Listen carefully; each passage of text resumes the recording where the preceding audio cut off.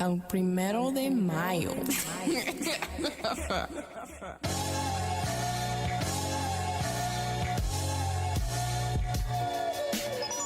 Hello and welcome to the Sandy Podcast. I'm your host, Sandy Jr. Follow me on the Elon app at The Sandy, that's TheeSamd. Podcast is also up there at The Sandy Podcast, all one word. If you no longer down with the Elon app, trust me, I get it. I did a tweet about the Dallas Cowboys net worth, and that got flagged for graphic and sensitive content. Could be the end of times on the Elon app. But if you're no longer down with the Elon app, you can follow me at The Sandy Podcast on the Zuckerberg app and the China app. Subscribe and rate to the Sandy Podcast. 5 stars, nothing less. Tell a friend. Podcast is available on all major podcasting platforms. For all content, audio, and visual, hit up thesandy.com. Subscribe to the YouTube page. Getting the content back going. I got some short form stuff coming as well, so tap in. We're doing some tech stuff as well, so if you want to get into some technology stuff, be sure to lock in on that as well. So the subscribe link for the YouTube page is in the description. Musical production done by Mayfirst Music. Support him at soundcloud.com/Mayfirstmusic. Oh, we're going to start today's pod off with some reading, if y'all don't mind. Let me jump right into the screen. For those on the video side, you see what the definition that I'm going to be reading is, but for those on the audio side, I'm going to go ahead and read to y'all. Let's fade down the bed. Thank you very much. Let's see. Let's get this done here. So I'm going to read to you the definition of fanatic. The fanatic definition is as follows: a person filled with excessive and single-minded zeal, especially for an extreme religious or political cause, i.e. religious fanatics. Other terms synonymous with fanatic are as follows: zealot, extremist, militant, dogmatist, devotee, sectarian, bigot, chauvinist, partisan, radical, diehard, ultra, activist, apologist, adherent, visionary, maniac, crank, freak, wackadoo, wackadoodle. And you wonder, I say, fandom is a mental illness. And why am I starting with fandom is a mental illness?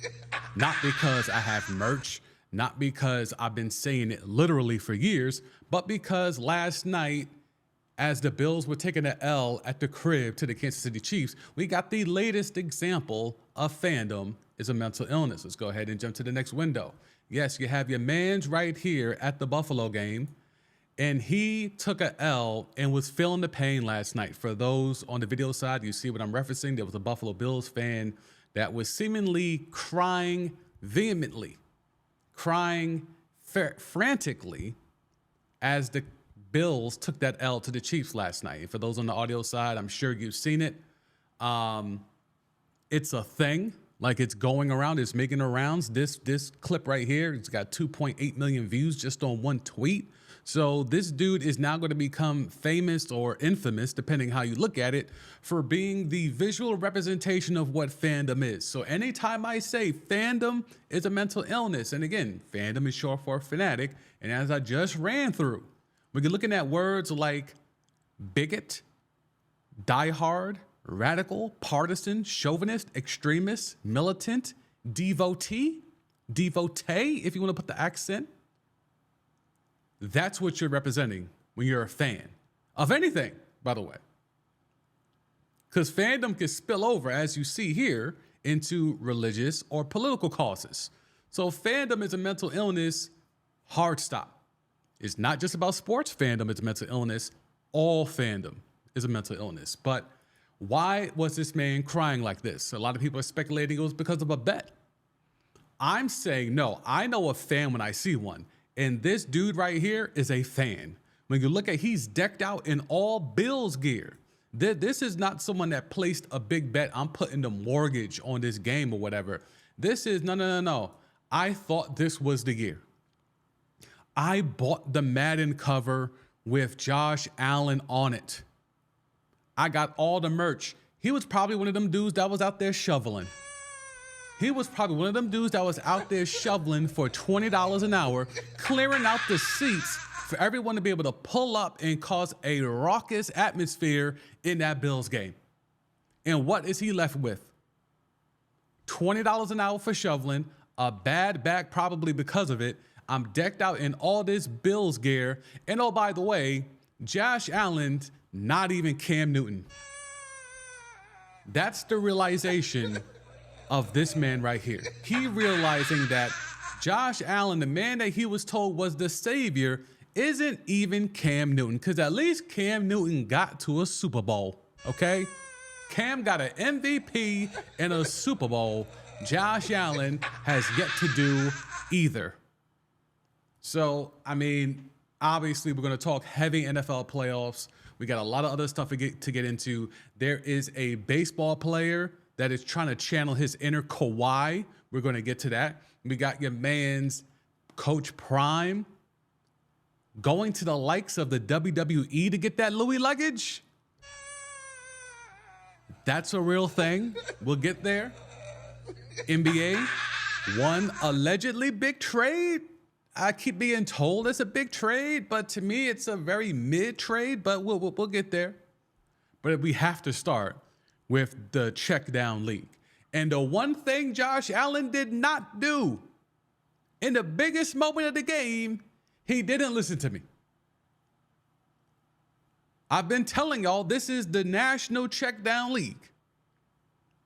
Because everyone is checking down, flanker screens, flash screens, all types of screens.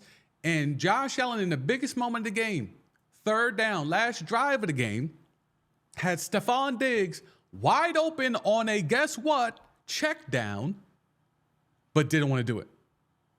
Because he was trying to play hero ball. He was trying to play YOLO ball. And now he's at the crib. If you just listen to your boy, you might be going to Baltimore next week.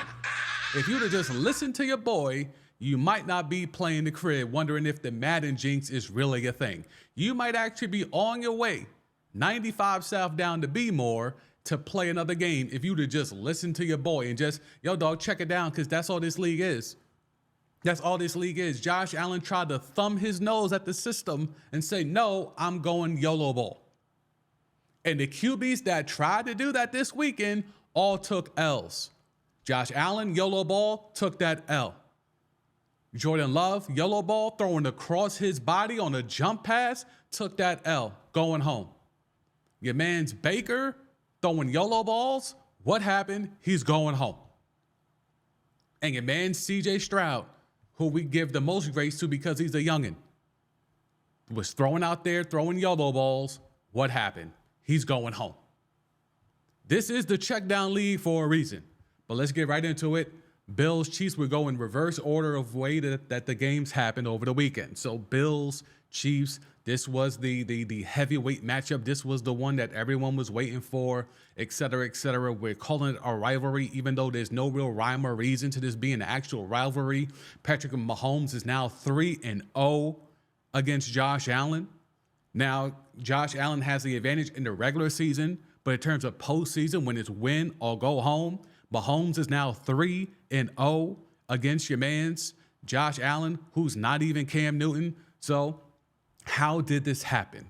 Well, this happened because Josh Allen is just not that dude. 39 passes for Josh Allen. 26 of 39, not even 200 yards. Only one touchdown, 86.1 QB rating. Okay? They ran the ball. James Cook got 18 carries. That's what you would expect in today's NFL, 18 carries. And even Ty Johnson gave him a little boost with 40 yards on 7 carries. And then Josh Allen was doing Josh Allen things, trying to be like white Lamar, but instead he's not even white Cam Newton with 12 carries with a couple of tutties. Okay? So if you do the stat line, his stat line is very similar to what Lamar was able to do against the Houston Texans. But here's the rub. To this day, Josh Allen has had better skill position players around him than Lamar Jackson.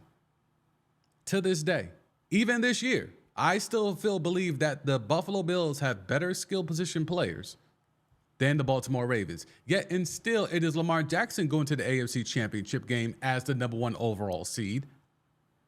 And Josh Allen is playing the crib yet again, not getting to a championship game. Make it make sense. There were those that were trying to push and hand Josh Allen MVPs year after year after year. Even though we all know the reason why he got better was because he got Stephon Diggs placed in his lap. Pause. But what has he been doing with Stephon Diggs? Because obviously there's been rumors about Stephon Diggs wanting out. His brother has even kind of floated some of that innuendo out there. What have we discovered over the last, just say, month, 2 months of Stephon Diggs and Josh Allen? They've had numerous public blow-ups that have been caught on cam. What has been happening with Josh Allen and Stephon Diggs? Well, as you see here, yesterday, he had 3 catches on 21 yards. His longest was 15 yards. So again, that's 2 catches for 6 yards. Again, check downs. But he had 8 targets. So 8 targets. Now, those who have been listening to this pod or consuming Timeline T on YouTube, again, link in the description to subscribe, y'all know my credo. You're not considered a number 1 wide receiver if you can't get double-digit targets continuously, okay? 8 targets is okay. I mean, the fact that Khalil Shakur got 9 targets, that's a conversation for another day. But the firing of Ken Dorsey, he was the one that was blamed for the offensive woes of this system, right? The system in Buffalo, right? So let's go ahead and navigate when that was. When did the Bills fire Ken Dorsey? If you see here on YouTube, I'm able to pull that up in the search. November 14th, Bills fire offensive coordinator Ken Dorsey. Okay, well, let's now coordinate that with Stephon Diggs' game log. How has he been used since Ken Dorsey got fired? Well, let's go ahead and go to the game log for Stephon Diggs. And let's go down to, okay, so November 13th, the game before Ken Dorsey, or the day before Ken Dorsey got fired, Stephon Diggs had 5 targets, 3 catches for 34 yards in a defeat to the Denver Broncos. That was when all hell broke loose and they had to fire Ken Dorsey. After that, here's the number of targets for Stephon Diggs since the firing of Ken Dorsey. 8 targets, 11, 11, 5, 8, 7, 8, 9 in the playoff victory against the Steelers, and then 8 last night against the Chiefs, okay? So now, with all that being said, those look to be respectable numbers. You're at least getting 5 targets a game. Here's the problem. Prior to that, when the Bills were putting up big numbers and winning a lot of games, these were the targets for Stephon Diggs.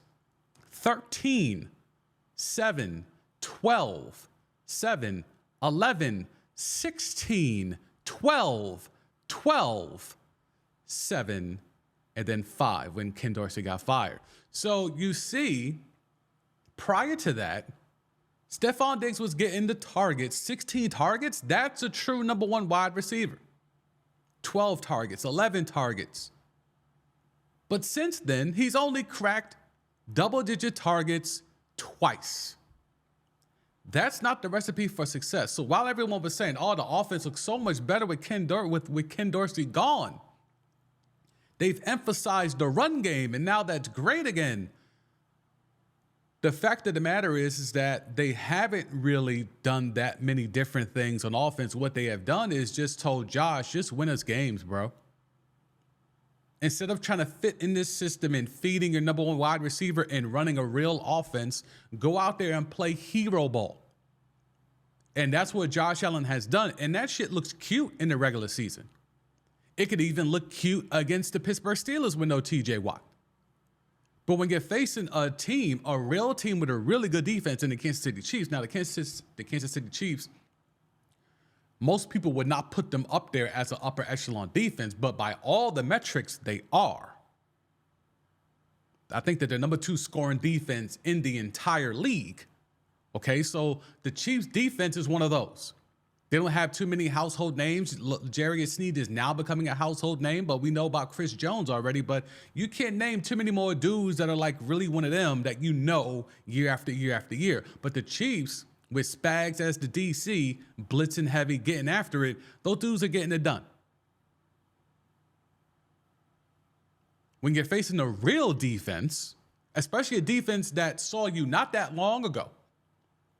When was that game? That game was how many weeks ago? Didn't they play in the regular season against KC? Yeah, that was, what was that, December 10th. So December 10th, so a little bit over a month ago, they saw you. 5 weeks ago, they had you on film. So, Spags went and chopped that tape down and, got into his bag and dialed up something nice for him.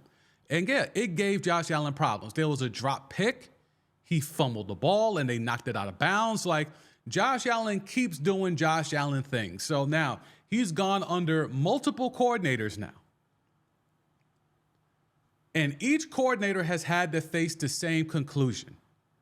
At some point, Josh Allen is going to throw a pick. At some point, Josh Allen is going to fumble the rock. You just hope when those two things happen, it doesn't cost you. And the fact of the matter is that those two things did not cost the Bills yesterday, and they still took a L because Josh Allen did not want to check down the rock to Stephon Diggs. And Stephon Diggs has had piss poor numbers ever since Ken Dorsey left. Piss poor numbers. Now, Stephon Diggs did not talk to the media after the loss last night. Do you blame him? Game is on the line. It's third down. I'm the number one wide receiver. I'm wide open on a crosser. Okay, and I'll come off the screen here. And I've been talking about this, on the Elon app especially. Crossers are the new sluggos. Sluggos were the route in the route tree that was in vogue. Everyone was getting it off with sluggos. You had to hit the sluggos. The sluggos was killing defenses, killing secondaries. Now it's the crossers, which are essentially rub routes, but deeper crossers now. And Stephon Diggs was open on a crosser. And Josh Allen still chucked it deep. And then on fourth down, again, rolled out, got flushed out the pocket. Again, Kansas City defense, rolled out the pocket, chucked the ball. I don't know where the hell that ball was going, and it was way over everybody's head. So Josh Allen, who's not even Cam Newton, can we be clear? Everyone has been trying to crown Josh Allen and give him MVPs, give him Madden covers, change the rules of overtime for him to get more chances. And what have you gotten for it? And that's why you're getting man's face right here. I'll bring up the screen again. This is why you have this face. This is the face of realizing he's not him.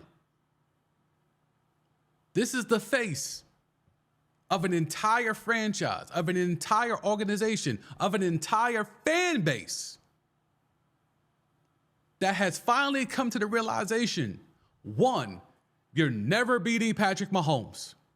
Because at the most important position in the sport, you're at a disadvantage.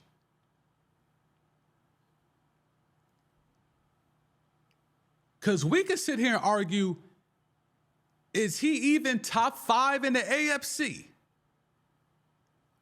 Is Josh Allen even a top 5 QB in his own conference? We know he's not better than Patrick Mahomes. I've been saying he's not better than Lamar Jackson. I know he's not better than Joe Burrow. Now, when you're talking about other QBs, is he even better than Justin Herbert?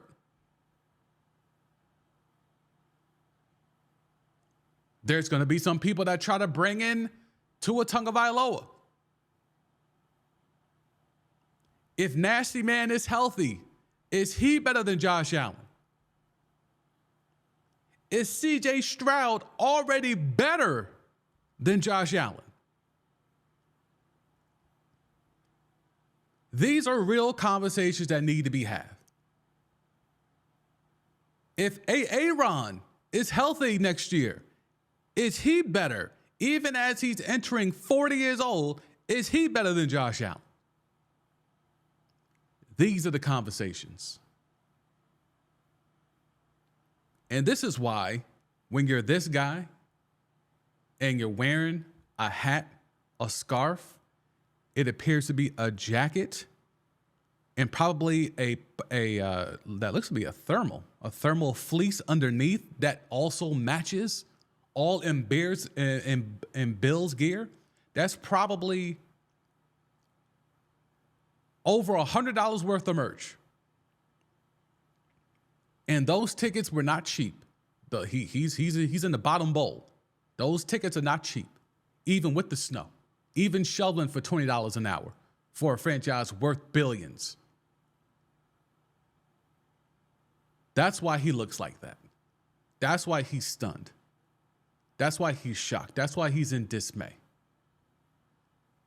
And always remember, he brought that on himself because he's a fan. He is a zealot. He is an extremist. He is a radical. He is partisan. He is a diehard. He's an apologist.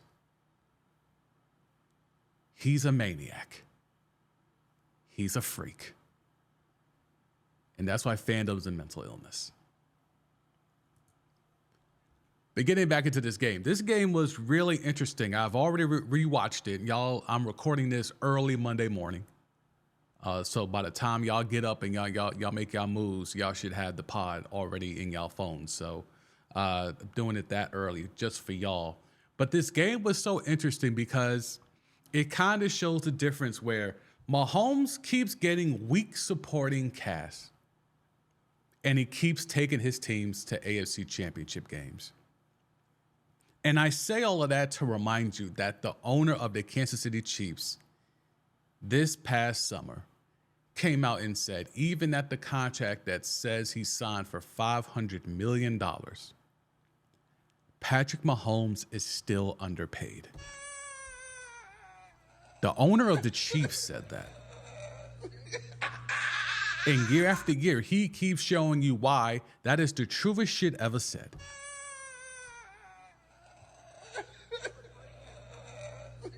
And after watching Lamar Jackson's performance against the Houston Texans, albeit, right? For the money that he got, and for those on YouTube, y'all know how I was giving it up all spring and all summer saying Lamar shall hold out and get your bread and get fully guaranteed money because you are worth that to that franchise. You are only worth what the team that is signing you values you as. You're only worth what they're willing to pay you, right?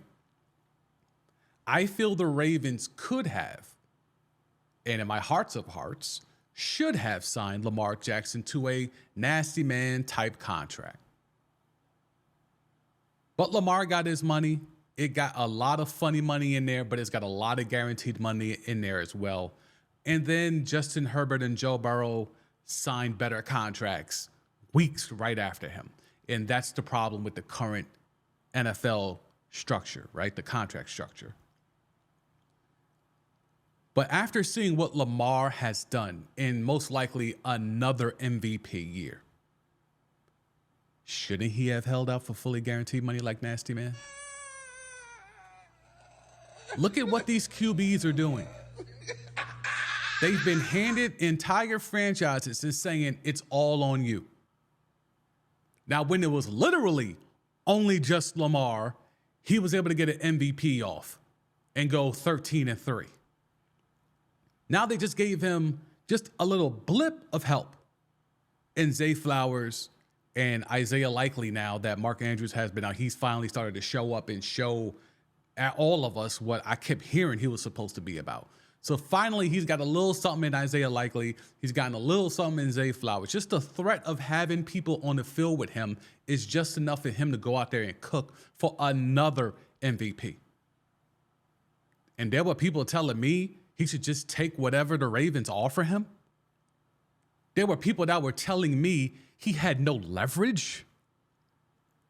There were people telling me he still hasn't shown enough. He still hasn't proven he deserves a max contract. What? Now they get an MVP performance for now someone that's going to be soon the 4th or 5th highest paid QB, depending on what happens this offseason. And that's why the NFLPA is a joke, but let me slide off of that. Patrick Mahomes is still doing it with less. Travis Kelce, 5 for 75 and 2 tutties on 6 targets, by the way. So he wasn't even targeted a lot. Only 23 passes for the Kansas City Chiefs. Pacheco run the rock. He does this thing. Pacheco has been like the perfect complement in the running game where he doesn't need 30 carries. He doesn't even need 25 carries. But the carries that he gets, he makes them useful.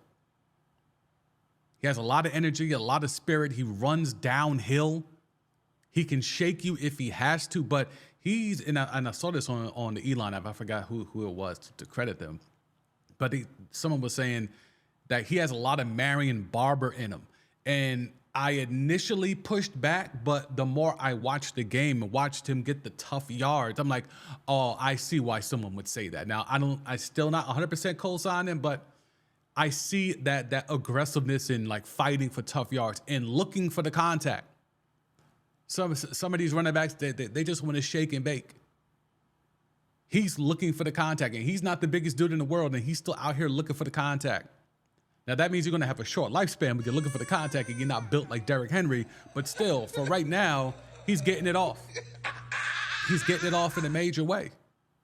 And I think this offense, even though it still lacks the weapons, it lacks the number one wide receiver with, Rashee Rice looks to be someone that at some point can be that number one guy, right? Rashee Rice looks to be someone at some point is going to be the number one guy. Now whether he's a true number one, like a Justin Jefferson, like a Jamar Chase, remains to be seen, but he's going to be that team's number one.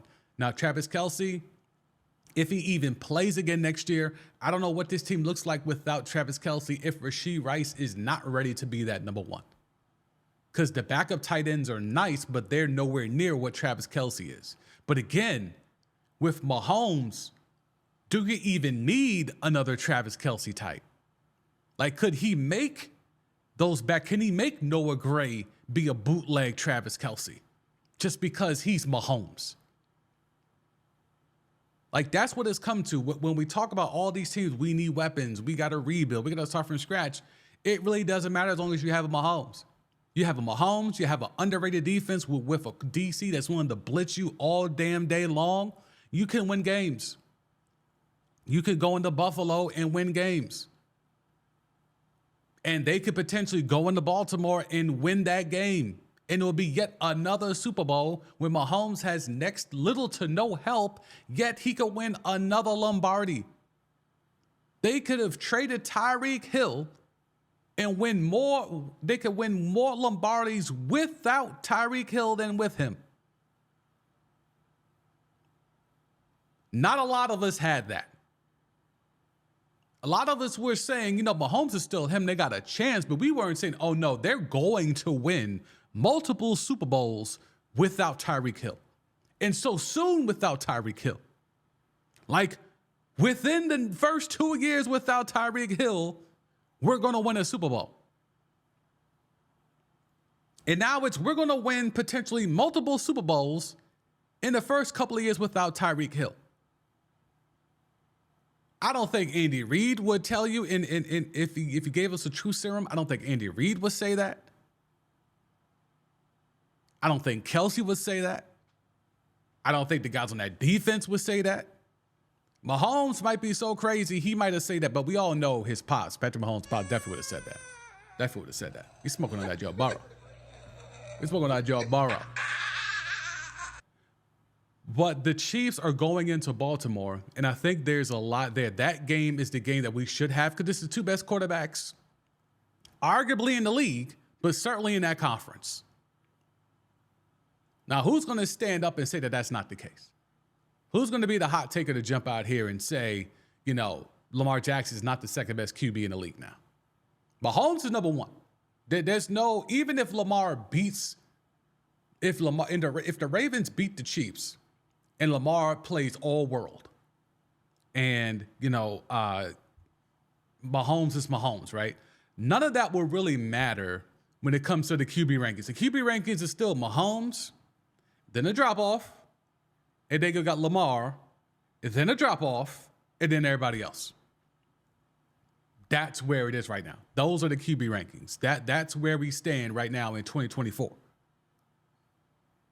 But even if the Ravens beat the Chiefs, it won't change that, right? It won't change the rankings. But it should solidify that Lamar's number 2. It should solidify that Lamar Jackson is the second best quarterback in the entire NFL. And in some people's eyes, he will be number 1. I won't be one of those people. I'll tell you that for real. I will not be one of those people.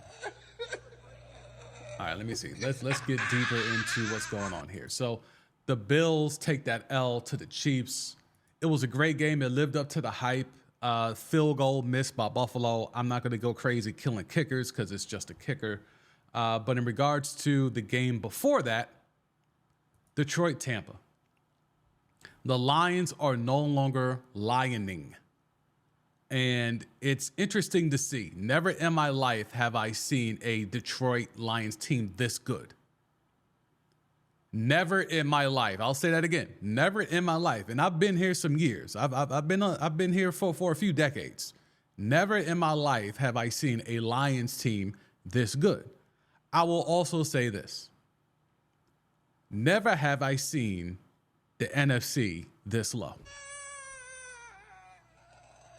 Now, the NFC has had some ebbs and flows. Remember, there was a run back in the day for my older folks. Yeah, I remember when the NFC just kept winning the Super Bowl. It was San Francisco. It was Dallas. It was always an NFC team winning. It was Washington. It was always it was the Giants. It was always a NFC team winning the Super Bowl. That is not the case anymore. The NFC is so down that even the Detroit Lions, the best Detroit Lions team of my lifetime, can potentially come out and represent the NFC. Now, this is not to shade the Lions, although it's going to be perceived as such. The Lions are a great story, good organization, but bruh, they are out here winning games with Jerod Goff. Now, I know people have said, oh, he's played well and da-da-da-da, and Jerod Goff is literally the definition of a system QB. When he was in the McVay system with the Rams, he looked good and he took that team to a Super Bowl, but then he hit that ceiling, right? He hit that ceiling where he couldn't get any higher. If he couldn't have McVay in his ear with 15 seconds left on the clock to kind of tell him where to throw the ball, he was lost, okay? Then he got embarrassed in that Super Bowl. They ship him up out of there once they realized McVay was like, I can't get to where I need to get to with Jerod Goff.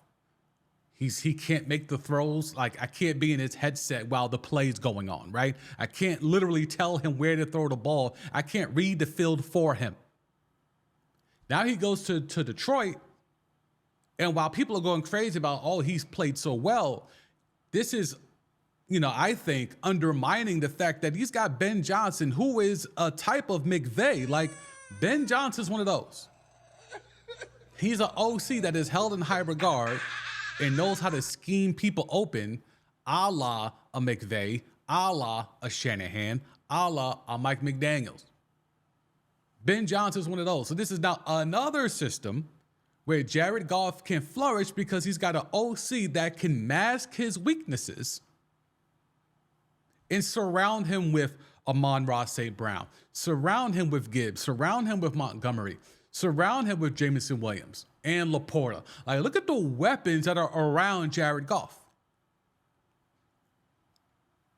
And that's what the Lions have been building. And that's why, again, for those that have been here on YouTube for a minute, y'all know how I get down when it comes to how you build a team. If you're going to build a team and you don't have a Mahomes, the only other way to do it is to have a quarterback that is mid and surround him with literally high levels of everything else. Surround him with a good offensive line. Surround him with good receivers. Surround him with a good tight end. Surround him with good running backs. And then you need an OC. So it's like you have to hit on all of those things just to mask the fact that you don't have an elite top tier QB. And that's where we're at in Detroit. That's how you have to build today in today's NFL. You either have a Mahomes, where you don't really need a true number one wide receiver, and you don't need a true number one running back, and you don't need the greatest offensive line in the world, and you can still go to multiple AFC championship games and still win potentially multiple Super Bowls without a true number one wide receiver. Or you got to do it this way, where we have to have a top-tier offensive line, really good wide receivers, and Amon-Ra St. Brown and Jameson Williams eventually will be the guy that we thought of him to be. They went out there and drafted Laporta after having Hockenson and flipping him last year. So they keep a good tight end. And then they went out there in the first round pick, took Gibbs, and they went out there and took Montgomery from the Bears, and they have multiple running backs that can get it done in various ways. And then you need a genius play caller like Ben Johnson. So you got to do and have all of that to mask the fact that I don't have a Mahomes. I don't have a Lamar. I don't have a Joe Burrow. That's what you have to do. 49ers are doing it the same way. These two teams, the Lions and the 49ers, are coming into this game with the same blueprint. I'm going to overwhelm you with weapons and a great offensive line, and I'm a genius play caller. All I need you to do is just listen to me. Take what the system schemes open for you. Don't do no YOLO ball. Don't do no nonsense. Follow the system. And if it's nothing, Jared Goff can follow that, okay? And that's why he's played well. That's why he's looked good, because he can follow the system. Amon-Ra's open? Okay, just throw it to Amon-Ra. There's no progressing through the reads. There's no I need to scramble and improvise it. Oh, no. They're showing cover zero? Okay, bet. All right. Jameson, vertical. Do a non-route. Like, it's really simple. Laporta is my check down, or Gibbs is my check down. It's very easy. Same thing for Brock Purdy. Although Brock Purdy, you saw it in the game against the Packers. He's starting to feel himself. He had a couple of YOLO balls himself that should have been picked, especially that first one early in the game against the Packers. Okay, that should have been the pick six. Purdy's starting to feel himself like he could work outside the system, and that could cost the 49ers in the big spot. Maybe not against the Lions, but definitely that could cost them against the Chiefs or the Ravens. Okay? But the same thing with Purdy. I have the greatest running back in the league. The number one running back in the league in Christian McCaffrey. Not only is he my running back, but he's also my check down. I have George Kittle, that is a top-tier tight end. I have Deebo Samuel and Brandon Ayuk, and I got the silverback Trent Williams on the offensive line. And I got Shanahan calling the plays. It should be a very smooth experience for any QB to walk in there. Jimmy Garoppolo, who didn't even have all these weapons, but had the majority of these weapons, got this team to a Super Bowl not that long ago. So it can be done. If you don't hit on the QB, you just have to overwhelm and hit on everything else. Now, which is easier is the real question. Which is easier to get off? Is it easier to find that true bona fide elite top tier number one QB? Or is it easier to go out there and have really good wide receivers, really good running backs, really good offensive line, and a really genius level play caller on offense? Y'all let me know in the comments on YouTube, or if you're on the podcast fan, hit me up on Twitter. DMs are open. So let me know, because that's been a lot of the conversations I've been having on here, on this podcast, and definitely on YouTube of what's the best way to go about building a team offensively. If you have the QB, okay, he just needs minimal help. Even though that to me is a flawed logic, but that's just what it is, because, it's a hard salary cap. Bullshit. But that's been the narrative. You hit on the QB, just give him a little bit of help, and then if that QB is so good, he'll be able to take care of the rest. He'll be able to mask all your other weaknesses. Or go lower tier QB and just have damn near Pro Bowlers and all pros everywhere else and have a one-of-one genius play caller? To me, the answer is obvious, but y'all let me know. But yes, so the Lions go ahead and take care of business against the Buccaneers. Look, I think the narrative that is going to be following Todd Bowles. Todd Bowles had so much momentum in terms of no one's throwing shade anymore. The Jet years have now just been wiped away as, well, that was the Jets. Clearly now he's took a team that should not be there into the playoffs, right? And now it's looking like because of one decision that he made late in that game against Detroit, now you're starting to see some of the narratives come back of why is Todd Bowles even a coach? Like, he has so much momentum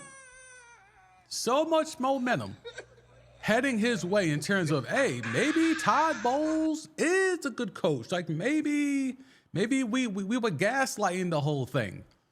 No. Todd Bowles is an average coach. And there's nothing wrong with that because that NFC South is an average division. So it doesn't take that much to win that division, as the Tampa Bay Buccaneers have proven by beating the Panthers 9-0 to clinch a spot, okay? Baker Mayfield should not be a QB that leads a team into the second round. Like, Baker Mayfield is not that. But again, look at the help he had around him. He's got a Hall of Fame wide receiver in Mike Evans, and Chris Godwin is really, really good. He's got a solid offensive line. You know, he's got some running backs in Rashard White and even Chase Edmonds, but I mean more so Rashard White. But like, he's got some weapons there. Not top tier weapons, and that's why they're the Buccaneers. And that's why, you know, even despite all that, they can still own the NFC South. But Todd Bowles made a mistake last night. And it reminds you of what Todd Bowles is. So legacies can change very quickly, right? Like week by week, game by game, you know, choice by choice, call by call.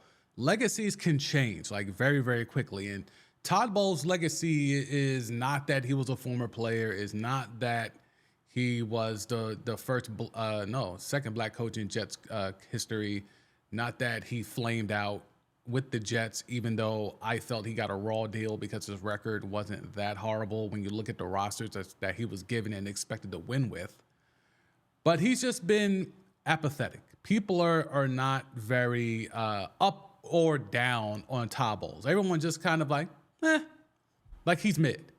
And he's shown that he's mid, but after this year, there's been some momentum creeping up that maybe Todd Bowles is not mid because the Buccaneers were not supposed to be where they were this past weekend. They were not supposed to be playing in a second round game, even against the Lions. Like, they were not supposed to be there, right?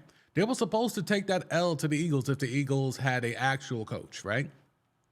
But the fact of the matter is that Baker Mayfield did get that team to the second round. Todd Bowles did get that team to the second round. A team that's been kind of retooling on the fly after the whole Tom Brady thing came and went. They've been trying to retool and rebuild on the fly. And because of their success and because their division is absolutely the middest of mid, they've been able to sneak off in the playoffs a couple of years now. And they've been able to win the division this year in clinching a game by winning 9-0 against the lowly Carolina Panthers.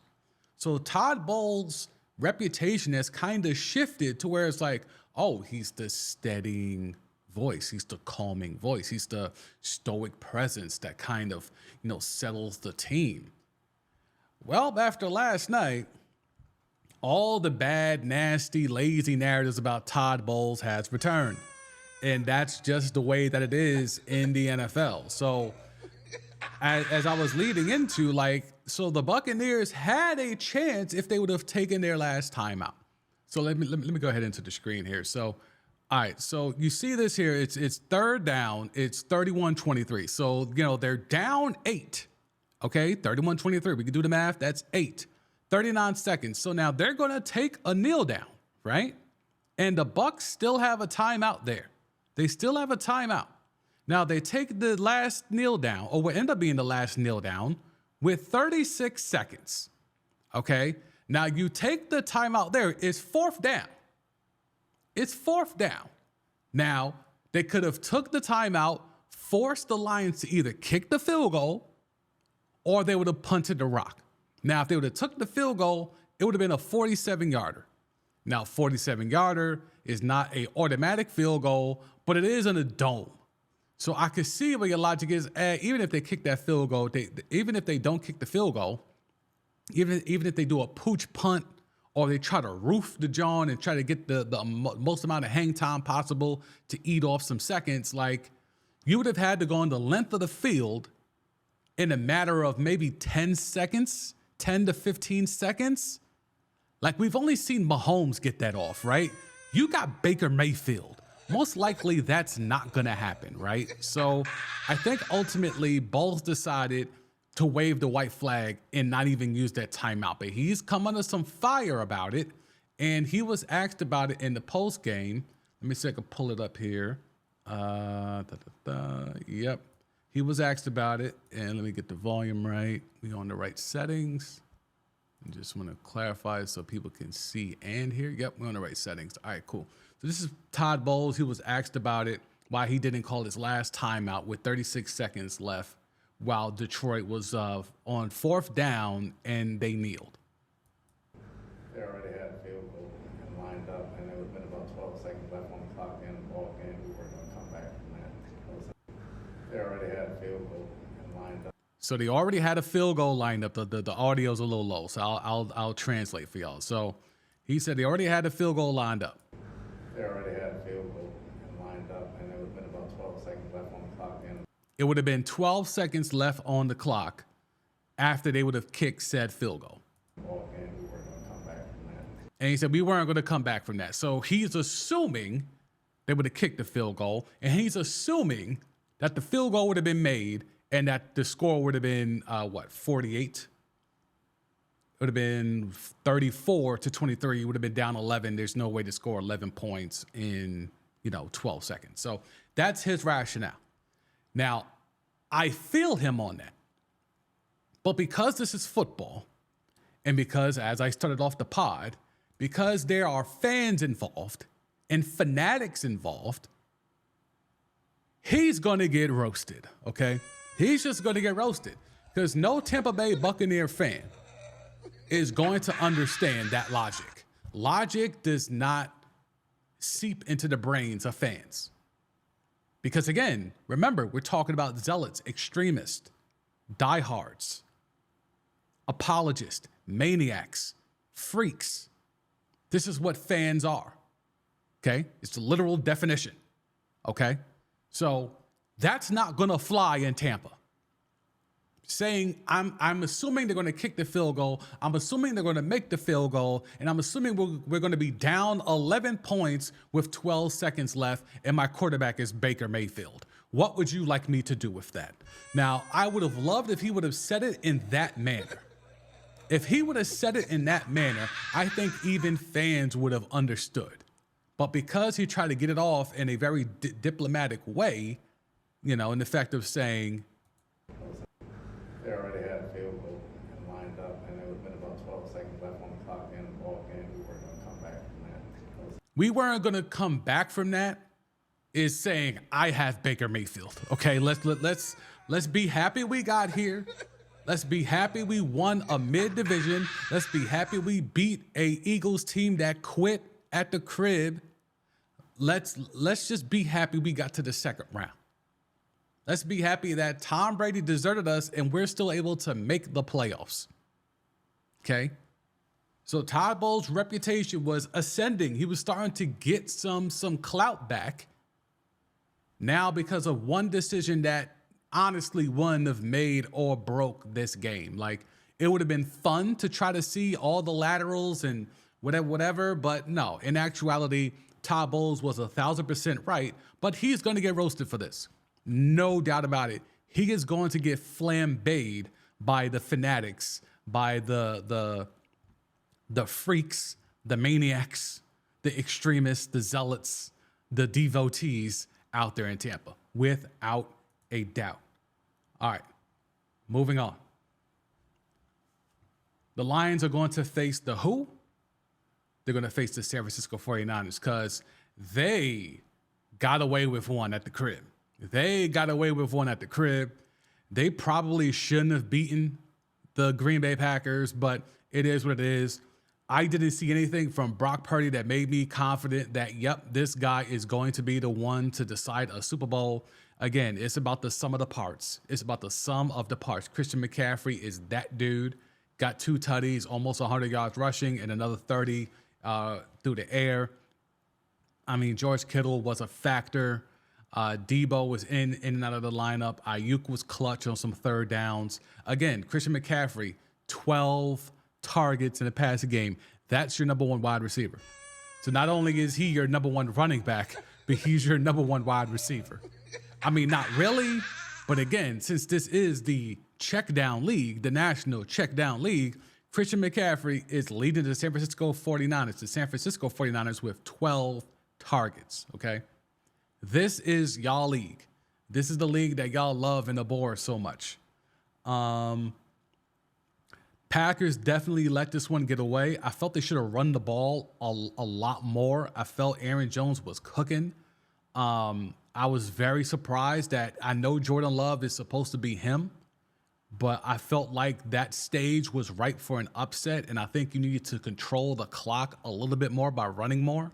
But maybe that's the old head in me, but I felt like they were a little bit too pass happy at times, especially in that second half. I think in the second half, they were looked a little out of sync, and they couldn't really get going, in my opinion, based off what I saw. And I've already rewatched the game, and I'm like, yeah, that second half, they kind of let things slip away. But again, talent bears out.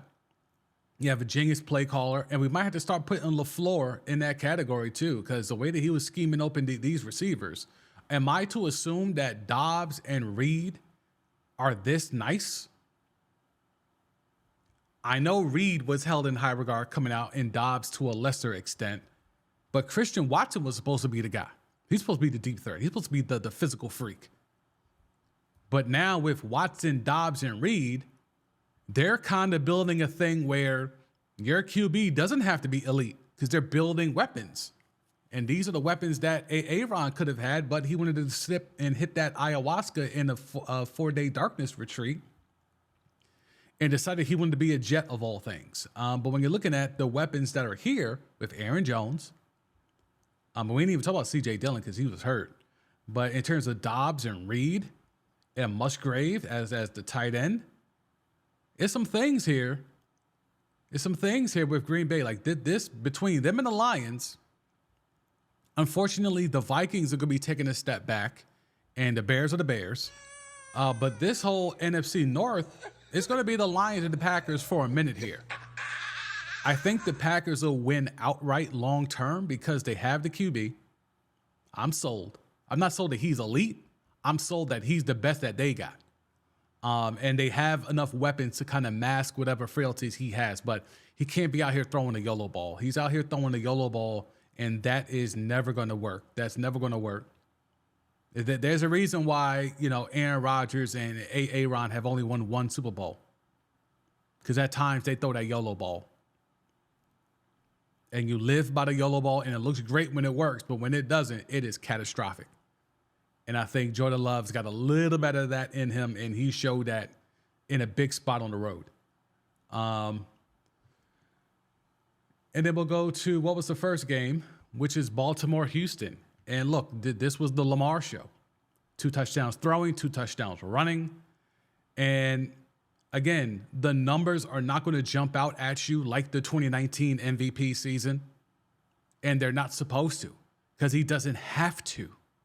And I think that's the misnomer. People say, well, his numbers aren't even though I told y'all a couple of pods ago how similar his numbers were across the board, except for rushing, the rushing yards, and the total passing touchdowns.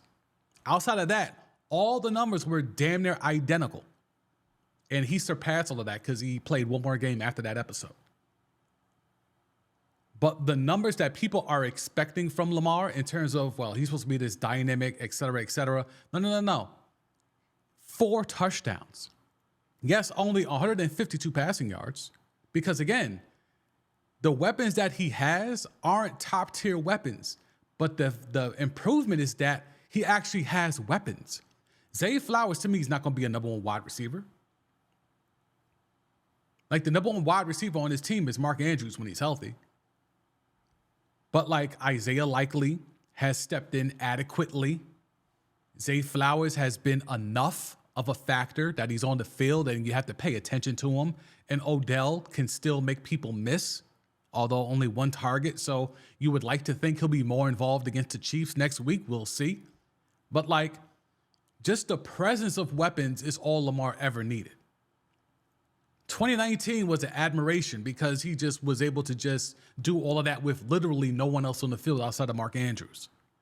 Now you're giving him Mark Andrews when healthy. Likely now has shown me enough to where you can do the thing that Todd Monken kept saying he's going to do with the two tight end sets with Andrews and Likely both being able to do work. And then you got Zay Flowers and OBJ out here. And then you still got Bateman, who's a good possession wide receiver.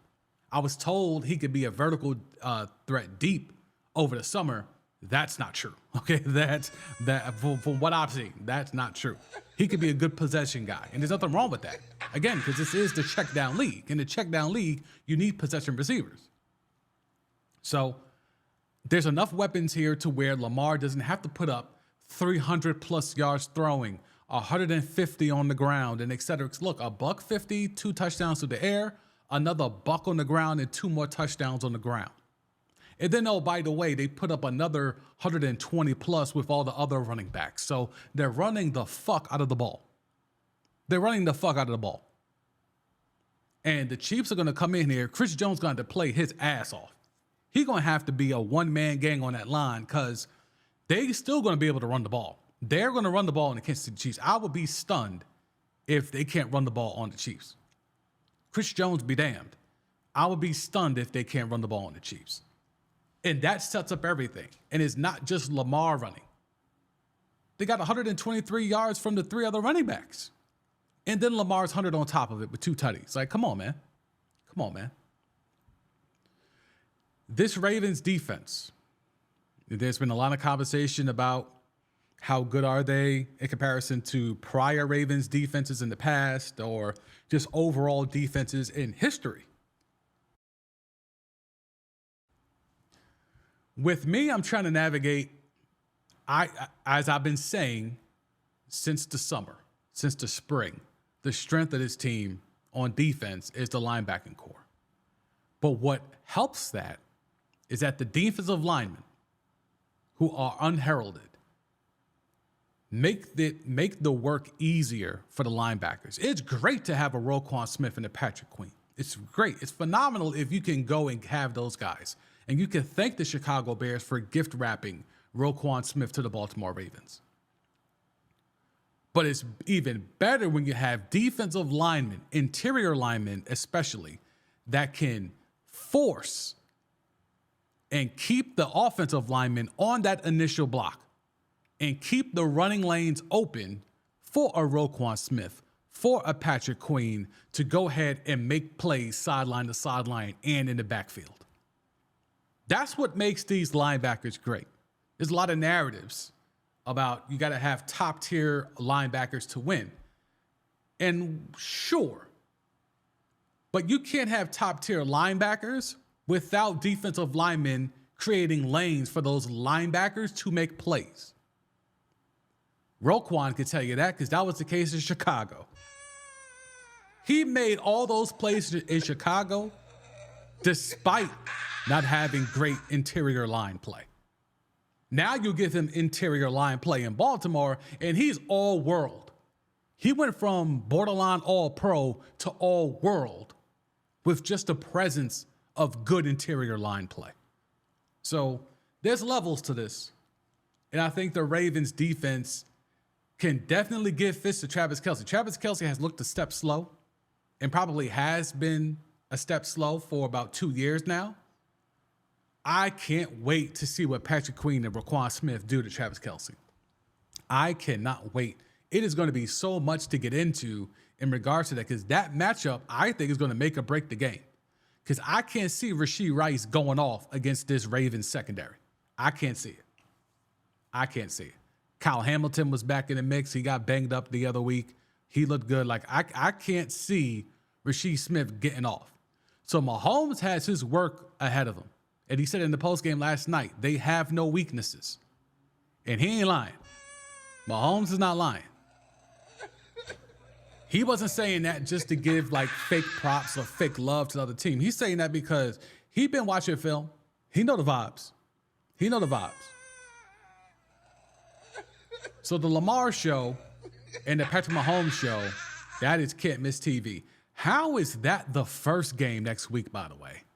How is that the first game? They're going to give us Lions 49ers in the prime time spot next week. Next Sunday, right? They do the games on Sunday, Championship Sunday. Why is that the second game? This is the big matchup. Ravens, Chiefs, that's the one we care about. How is Ravens, Chiefs the first game? Unless they really think, well, I know the West Coast, San Francisco, California, all of that stuff, but to me, the best matchup is the first game. That's the one we want to see. And let's go ahead and play this out. Let's assume the 49ers can win this game. What's the better matchup for them in a Super Bowl? Who is the easier matchup for them? Is it the Chiefs or is it the Ravens? We saw what the Ravens did to them a few weeks ago. And Baltimore was banged up. Are the Chiefs a better matchup for the 49ers? Y'all let me know in the comments. I'll be doing some live streams and stuff leading up to it, so y'all be able to tap in on YouTube, and y'all definitely be getting more pods on this. But I want to do an extensive deep dive into the NFL. Whew. So much to get into. That was great. So it was a great championship weekend. We got 4 good games for various reasons. I think seeing Lamar at its apex, even though the game was a blowout, but just seeing Lamar at its apex, confirming MVP status. The biggest bugaboo has been, he can't do it. He hasn't done it in the playoffs. Okay, well, he did it 4 tutties. 4 tutties. Now, oh, well, you got to win a Super Bowl. Like, damn, dog. Y'all just told me he can't do it in the playoffs. He literally did it in the playoffs at a home game when there was pressure, okay? That first half was rough. Give the Texans all the credit. The Ravens were blitzing, although the narrative, oh, yeah, I had that sound. Let me find that sound. I got your man's, where is he? Where's Polian? Your man's Polian is still out here talking about Lamar. Your man's Polian is still out here claiming he knows how to stop Lamar. Okay, let me pull that up. Yep, we still got that. Yep, we good. All right, this is Bill Polian on SiriusXM trying to describe the Texans on how they should defend Lamar Jackson. To do it, you have to be very disciplined in your rush. Damn, he sounds old. You have to tell the rushers that they're not there to sack him. They're there to keep him in the pocket. Yes, you're there to keep him in the pocket as if that's something that no other team has tried to do. The old adage, this is old analysis. That used to be the book of Lamar. Has he watched any games this season? And make him throw the ball. And make him throw the ball. He threw for almost 4,000 yards this year. Again, has Bill Polian watched any games this year? Not escape and not extend and not do any of the things that opens up all of these receivers. Running the ball is not what opens up the receivers for Lamar. It's not. It's not. Like, what is he watching? He has a real OC, and the OC actually knows how to get people open. It's not that the receivers don't only get open when Lamar runs. And that's hard to do. It's hard for coaches to teach that. It requires a technique change. It's hard for players to get their heads around it. It's nasty but analysis. It's absolutely necessary. And if you're playing with a spy, you better. We're talking playing with a spy in 2024. We're talking playing with a spy on Lamar in 2024. Put your best athlete on him as a spy. Put your best athlete on him as a spy. Something about that coming from an older person that is not melanated just sounds, it hits a little weird to me. If you're playing with a spy, you better put your best athlete on him as a spy because he's a better athlete than anybody you got. So if he's a better athlete than anybody you got, what does it matter what athlete you put on him? Make it make sense. Make it make sense, Bill Polian. He tried. And then Lamar goes out there and starts to cook, and he's confirming another MVP. I was going to go into a deep dive, but maybe I'll save that for the live stream this week. But yeah, I can't wait for these games. The Bills took that L. Josh Allen is not even Cam Newton. The Chiefs move on. If Mahomes can get this off and beat Baltimore and get to another Super Bowl and potentially win another Super Bowl, I know a lot of folks are high on Joe Montana. I know a lot of folks are high on John Elway, Peyton Manning, old heads, Johnny Unitas and all that shit. If Mahomes gets another one, I don't want to hear shit about nobody else. If Patrick Mahomes gets another Super Bowl, I don't want to hear nothing about no Peyton Manning. I don't want to hear nothing about no John Elway. I don't want to hear nothing about no Joe Montana, Johnny Unitas, Y.A. Tittle, whoever the fuck, Sonny Jurgens. I don't want to hear about none of these cats. If Patrick Mahomes gets another one, the conversation's done already. You're looking at Jordan. Dabo Swinney tried to say a few years ago when Nasty Man was coming out that he was going to be the Michael Jordan of the NFL. He was wrong. Patrick Mahomes, if he gets this off, I think you could say even if he gets to the Super Bowl, it's enough. But if he wins another Super Bowl, he's the Michael Jordan of the NFL. He's that guy. The case is already closed. I don't want to hear nothing about nobody else. I lived through Montana. I lived through Elway. I'm telling you the conversation's over. I lived through Marino, Jim Kelly, Aikman. I lived through them all. Both Mannings.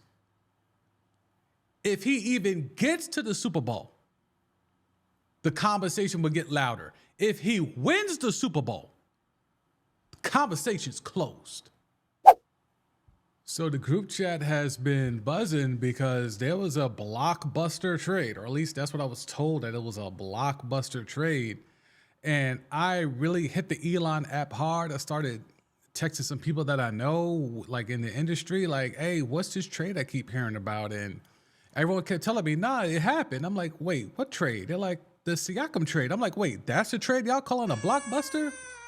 Like the Pascal Siakam trade? Pascal Siakam going to the Pacers? That's the blockbuster trade. But yes, that is what happened. Like the blockbuster trade. And, you know, you're talking about Indiana sending two 2024 first rounders, a 2026 first rounder to the Raptors in exchange that will send, you know, Bruce Brown, Jordan Nwora, and that included Bruce Brown and Jordan Nwora. And it's kind of weird because it was a third team and New Orleans was involved and they sent Kira Lewis to the to the Raptors as well. I don't know what New Orleans got in that. They sent a second round pick to the Pacers. They just wanted to get rid of Kira Lewis, it appears. Another wasted first round pick for your boys, David Griffin. But this trade, there was a lot of memes. You know, is this now a big three when you're talking about Miles Turner, you're talking about Tyrese Halliburton, and now Siakam? And I'm like, we need to set some ground rules here in terms of what's a big three and what is not a big three. What is not a big three is three good players on a team. That is not a big three. So we kind of need to get off this whole notion of if you got three good players, that's your big three. Big three is Braun, Wade, Bosh. Those are three Hall of Famers, okay? Three bona fide, first ballot, without a doubt, Hall of Famers. You're talking about, to some people, the greatest player of all time. To most people, the second or third greatest shooting guard of all time. And you're talking about a top-tier power forward of his era. That's a big three. Not a Siakam, Miles Turner, and Halliburton. Now, y'all know how I love Halliburton. And it's verified how much I was on Halliburton pause and was telling any team worth a damn that needed a point guard, go get you Tyrese Halliburton. Okay, that is verified and stamped on digital print how much I was ahead of the game and ahead of the curve than all these so-called experts that watch ball. Now, he can be a part of a big three. I think he's that good. But Miles Turner? Come on, bro. Come on, bro. What are we talking about? What are we talking about? And a Siakam?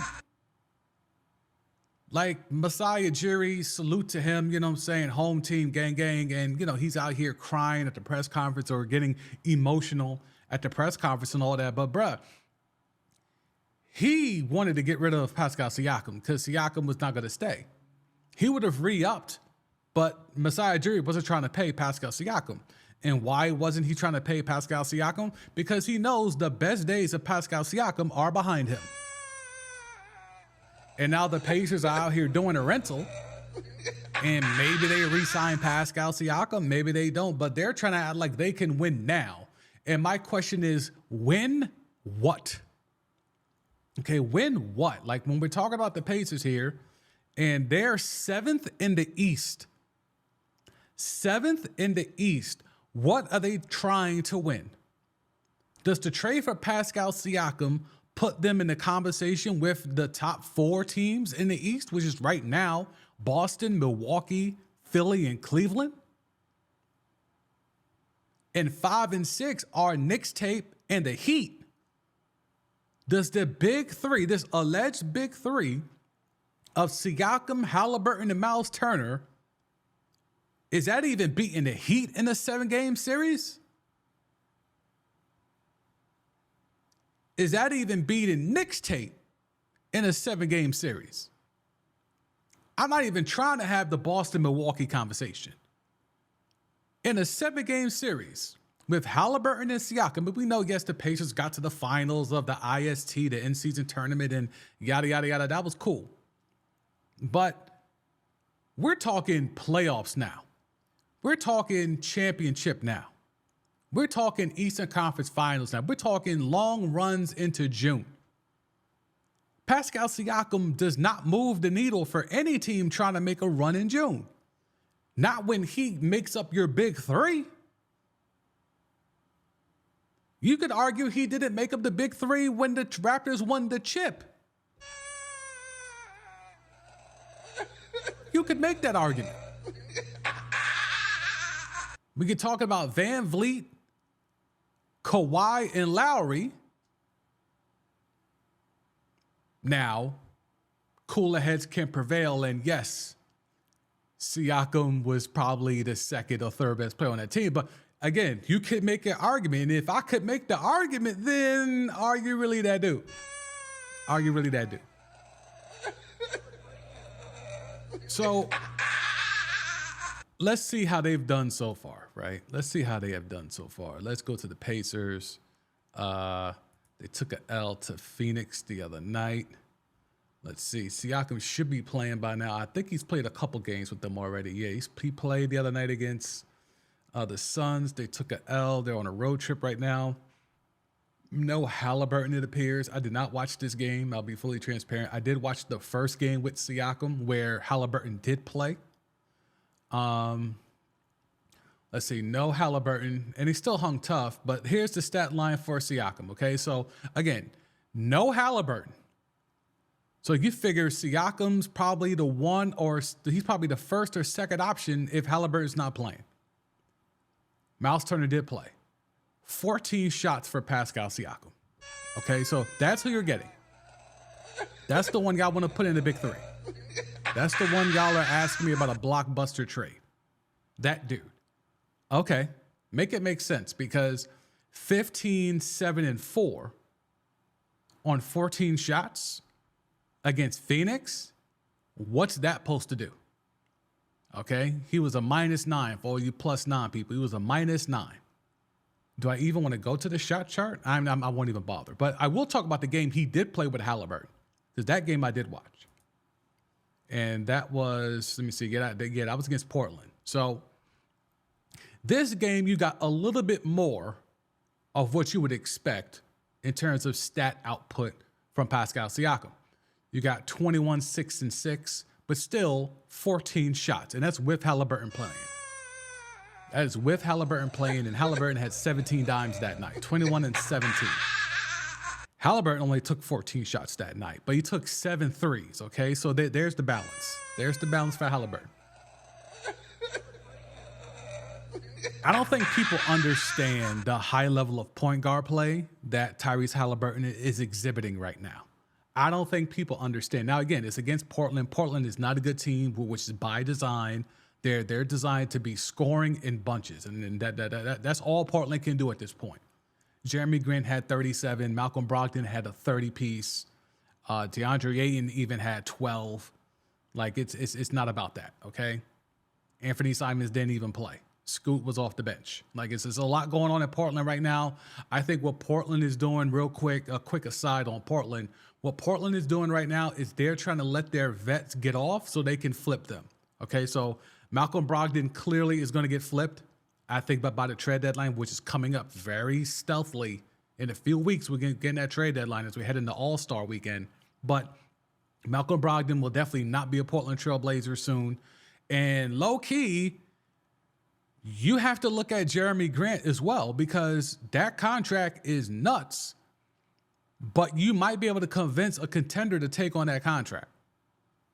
But if you're really trying to destroy and rebuild, which Portland has clearly done by getting Dame up out of there, by taking on the contract of Malcolm Brogdon, knowing that they could flip it, and rebuilding with Scoot and Shaedon Sharpe and Anthony Simons, like, I think they know, like, it's time to destroy and rebuild. Jeremy Grant cannot and should not be a part of that destroying and rebuilding, especially with the contract they gave him. What was that? What was the final numbers on that deal? Let me look that up real quick. Where's that bread at? He's getting 30. Yeah, what's that deal? He's getting 27.5 this year, 29.8 next year, 32, 34, 36 million after that. So, like, yeah. He's getting a crazy contract. I could have swore he got a ridiculous bag. I don't think that's the official number. Hold on. Let me look this up.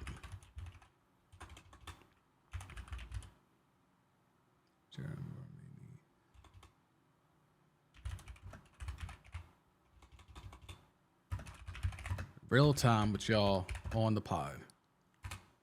Jeremy Grant contract. 5 years, 160 million.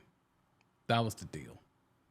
That was the deal. Yeah, 5 years, 160 million for your man's Jeremy Grant. So, yeah, if I'm Portland, I'm trying to find somebody to take that contract. If I could find somebody to take that contract, now the destroy and rebuild can like suffice, because you can deal with the Ayton contract. The Ayton contract is not that bad, but that Jeremy contract, 5 years, 160, nah, couldn't be me. So Siakam and the Pacers are not a big deal, but allegedly there's another big deal that's coming. I can't speak too much on it because it's purely speculative. It is absolutely speculative. There's some wild names involved, but it's been floating around a few group chats, and I'm just like, I'm not going to put that out there, man. Like, if it does eventually happen, y'all will know, because I'm telling y'all right now, like, there's some wild names being thrown about. And I don't know if it's just, people playing around on the trade machine on ESPN, the full of the network. But, yeah. Look, we know the Lakers are going to make a trade, right? We know the Lakers are going to make a deal. Like, D'Lo or Austin Reeves, or maybe even both, are not long for the Lake Show. I think one, if not both, will be gone. I think you could look at Brogdon as a potential option there. I would not be surprised if your man's Pelinka tries to go get Malcolm Brogdon. At least he should. He should be trying to get Malcolm Brogdon, because he takes care of a lot of needs. He's still good defensively. He's not elite like he used to be. He's still good defensively. He's a point guard. He has some facilitating in him. But again, y'all told me Bron the point guard, so I don't know. I don't know who the point guard in LA is, but he could play that position. He could score. I wouldn't depend on him for shooting. So again, are you trying to surround Bron with shooters? Are you trying to go with the old school adage of just put Bron and 4 shooters on the court and you're good money? I don't know if the Lake Show are trying to do that. But again, we don't know what they're trying to do because they still, unfortunately, have Darvin Ham as the coach. I don't know what he needs to do to get fired. I mean, he just walks around. He just stands there with his hands in his pockets, just watching this team be mid. A team with LeBron James and Anthony Davis should never be mid. Only 5 players are allowed on the court at a time per side. And every night, you should have 2 of the best 5. 2 of the best 5. Or at least, you know, of you should have 2 of the best 5. Like, there's no excuse. There's no excuse to be losing to teams that aren't on your level. Rui Hachimura, there was a tweet floating around of him looking sad. Like, you know, he was all excited making the LA sign. When he first signed up there, he was making the LA sign. And then now they got him making the LA sign, but he's all crestfallen and shit like that. It's just not it's just not a good scene. Darvin Ham has sapped the soul out of that man. Pause. It's just not good. It's not a good vibe. Darvin Ham needs to go.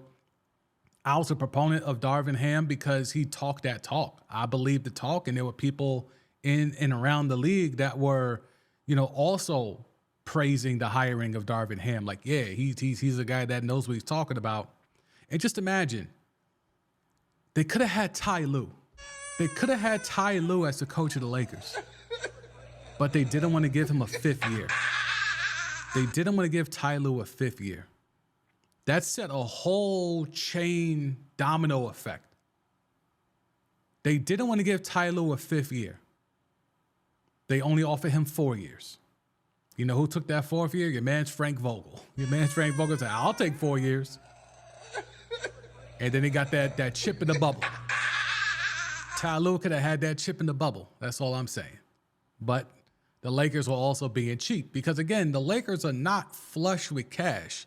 Despite being one of the most popular franchises in the world, they're not flush with cash like you would think. It's a family business. This the equivalent of a mom and pop spot. They're like a bodega.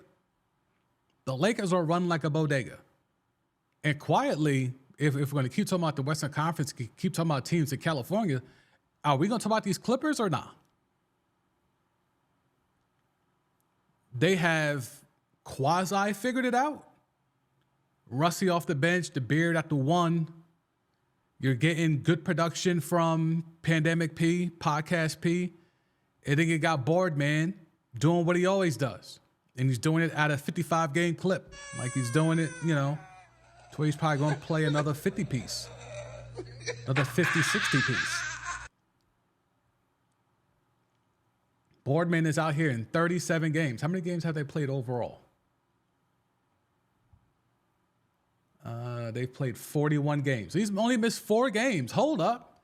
Let's give it up for the Boardman. He's only missed 4 games this year. Kawhi Leonard has only missed 4 games this year. That is amazing.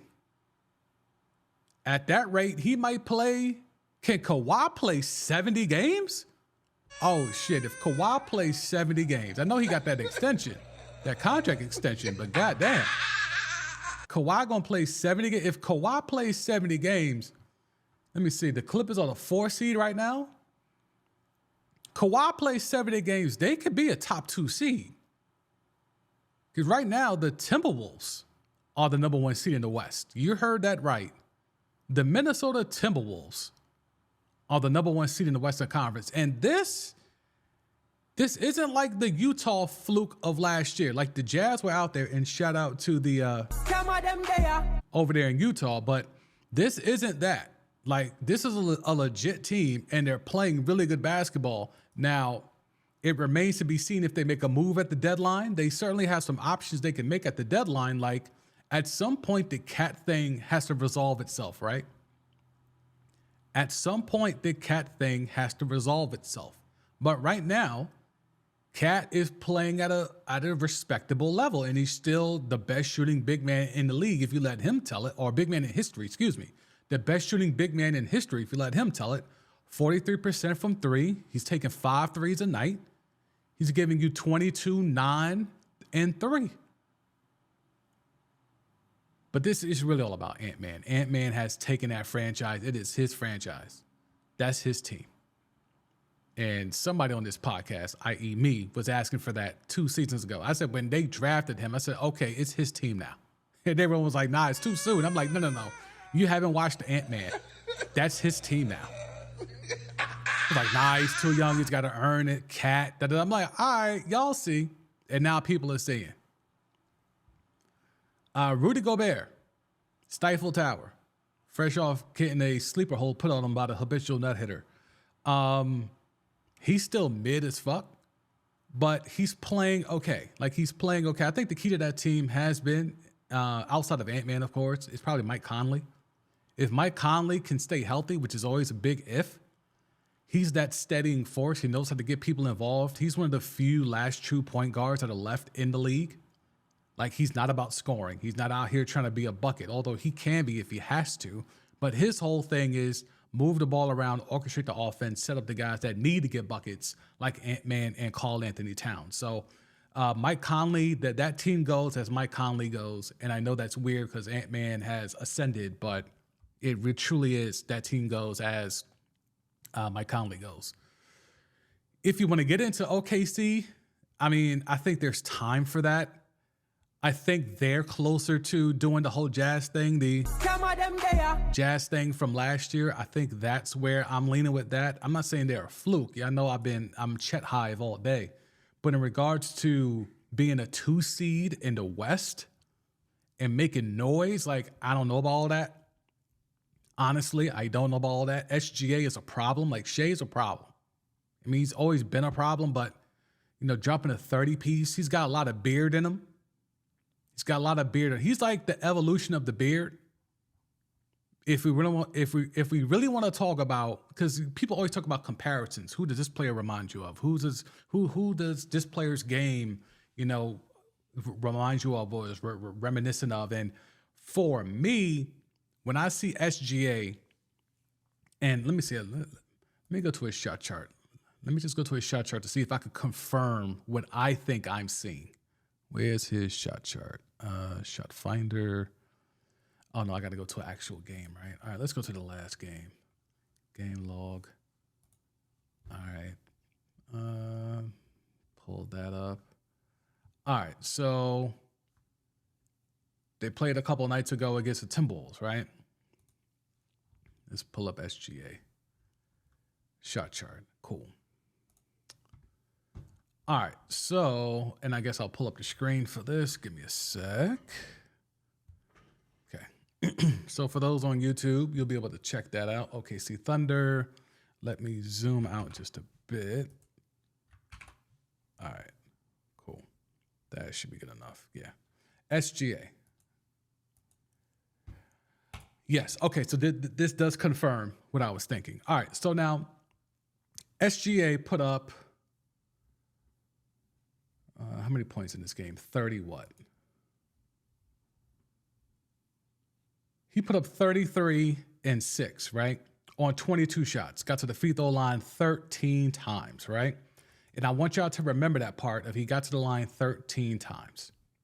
So SGA, if you look at his shot chart here, everything is middies.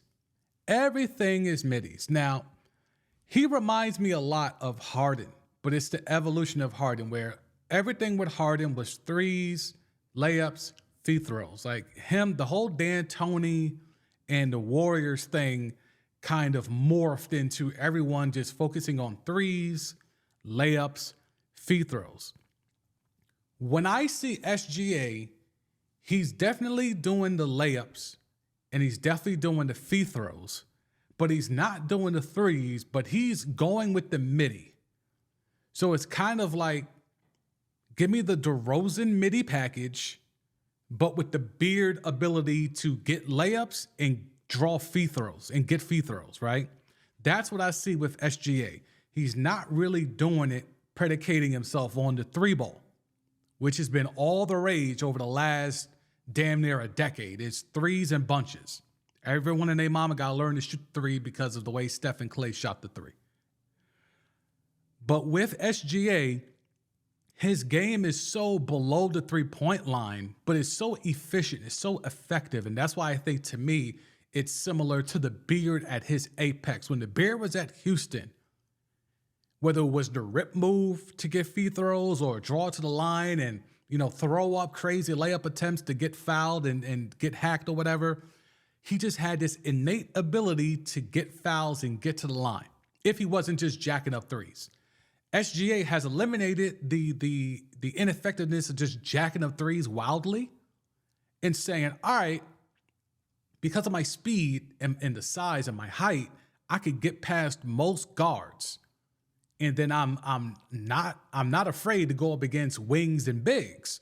So I can get past the guards, get into the paint, or at least get into the elbow area, and then I could do work. Now, whether that work is getting the midi off, like how you see here, is a bunch of middies. Let's count the middies. One, I'll call that. He's probably thought that was going to be a three. So 1, 2, 3, 4, 5, 6, 7, 8, 9, 10, 11, 12. 12 shots around the elbow in the midi range. Everything else was at the cup.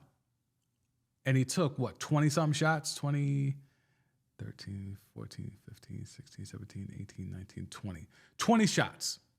So 12 of his 20 shots were all middies. Middies, elbow out, okay? Everything else was down low. Everything else was getting to the rim and finishing at the rim. That's what SGA is. If you haven't watched SGA, outside of just clips online, that's what his game has been. It doesn't mean he can't shoot threes. Excuse. It doesn't mean he can't shoot threes. It doesn't mean that he's not proficient or can be proficient from three or get hot, but he's attacking. He's attacking. He's applying pressure to get his points. That 31 a night, it's not him just sitting in the corner waiting for threes or just being ISO ball. Like, it's not even ISO heavy when it's SGA. Okay, so I think that's something to monitor there. And as you see here on his game log, he's not even doing this with a crazy amount of shots.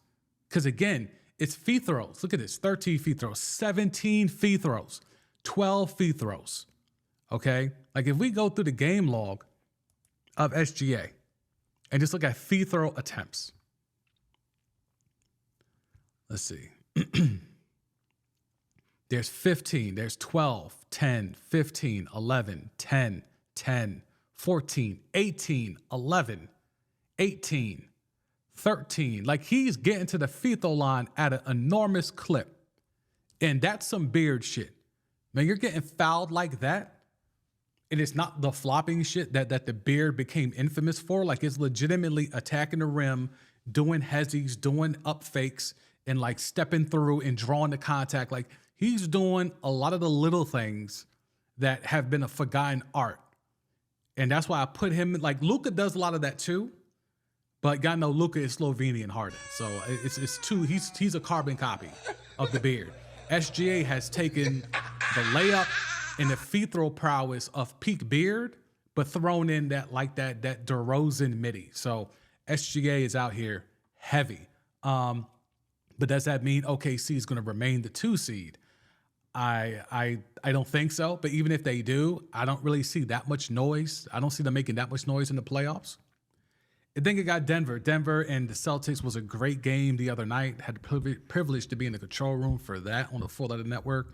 It was a phenomenal game, a lot of action. And Jamal Murray, I know I've gotten into some debates about, who's a point guard, what's a point guard. And I think I'm going to do a long form video on just that topic of what is a point guard. But y'all can't tell me Jamal Murray is not a point. Y'all can't tell me. I refuse. I refuse to have y'all keep telling me Jamal Murray is not a point guard. If you're not watching the games and watching how he orchestrates the offense, you can't tell me Jamal Murray is not a point guard. Over his last 5 games, these are the assist numbers for Jamal Murray. 9 dimes, 8 dimes, 10 dimes. He only had 5 against the Celtics, and then 7 dimes the next night against the Wizards. Stop telling me Jamal Murray is not a point guard. If you just don't watch basketball or you only care about certain types of players, then just say that. Just say that. Because you're not watching basketball and you're not watching the intricacy of basketball either. You're just watching the game to watch the game. But if you don't know what you're watching, then just say that. Because Jamal Murray is a point guard. Is he your prototypical traditional point guard? No. But I defy you to name 3 in this league right now. I just talked about Mike Conley. It might be the last one. Even Halliburton to a degree. He's putting up all the dimes in the world. But is he a traditional point guard? Hell no. Hell no. But he's a point guard. You can't drop 17 assists and not be a point guard. You can't. That shows an ability to care what other, like, okay, Russie, you can debate his point guard worthiness because we know he used to hunt for them triple doubles, right? So he would make sure to get other guys, he would get cheap assists. Like he would hunt easy assists to run his numbers up. Like that's documented if you watch the games back then, right? But Halliburton's not doing that. Like Halliburton is getting 17 dimes because he's legitimately finding open people. Like it's not easy. It's not pick and pop alley-oops or rim runs or whatever. Like it's actually finding dudes open in precarious positions and feeding them. That's what Halliburton is doing. So we're going to have that conversation. That is one video that I have up on my whiteboard that I'm like, I'm doing this video because I'm tired of hearing people claim what they think they know as a point guard. And I'm like, I don't know how you're watching the game of basketball and you watch Jamal Murray drop dimes, 9 dimes, 8 dimes, 10 dimes, and telling me he's not a point guard. Meanwhile, you're bringing up dudes that are just shoot first, pass later dudes and claiming they're point guards. Like, stop it. Stop it. Watch more basketball. Do you know who Anthony Rendon is? You probably don't. Most of you who are listeners to this podcast probably don't know who Anthony Rendon is. So he is a baseball player. He plays for the, are they still the Los Angeles Angels of Anaheim? I don't think they are. The Anaheim Angels? I don't know what they are. Anyway, he's a baseball player. He makes buku bread, right? As you see here on the screen, this is the quote that he had. We got to shorten the season, man. It's too many dang games. We got to shorten this bad boy up. Major League Baseball plays 162 games every single year. 162 is by far the most. Basketball's 82, NHL's 82, NFL is now 17, soon to be 18, right? Major League Baseball, 162 games. So at the beginning of this pod, I said there's somebody out here on that Kawhi wave that's trying to load manage up in Major League Baseball. I am now introducing you to the board man of Major League Baseball in Anthony Rendon because over the last 4 years, he has played 200 Major League Baseball games. You heard me right. 200 games over 4 years. We do that math, that's 50 games a year. Major League Baseball, they play 162. So you got to understand that he's trying to load manage and Kawhi his way into Major League Baseball. He's trying to bring the load managing into Major League Baseball. And now he wants to even shorten the season even more. So this is where we're at with Anthony Rendon. And I think this is hilarious because Major League Baseball has the strongest union in all sports. Strongest union in all sports, right? And now, if they're able to get this off, now I don't think that there's a chance in hell that they get this off, but if they do, because look at the games here. This is out of 162 games. And remember the contract that he signed. Well, where's the contract numbers that he signed? Let me look that up real quick. The Anthony Rendon contract. We did the Jeremy Grant contract. Now let's do the Anthony Rendon contract. All right, Anthony Rendon. 7 years, $245 million. Okay, so he signed 4 years ago. Where we at here? 4 years ago, a 7-year, $245 million contract, and Mans is out here. 52 games the first year of the contract, 58 games the next year, 47 the next, 43. It is going down. He's trying to get the 40 games. 40 games. The Kawhi Leonard of Major League Baseball, Anthony Rendon, he is trying to really get himself out here in a major way and bring load managing to Major League Baseball, all while clamoring to shorten the season even more. If they get it down to 150, 140, what's going to play? 20 games? Like, what is Anthony Rendon going to play? 7 years, $245 million, and he's only played 200 games in 4 years. Yet you got people mad Nasty Man got the contract that he got. You got people mad that the Stifle Tower, Rudy Gobert, got the money that he got. Major League Baseball. That's when you know you got a good union. And it's all guaranteed, by the way, in case you didn't know, that little nugget. $245 million is all guaranteed like Nasty Man contract. Because all baseball players got fully guaranteed contract.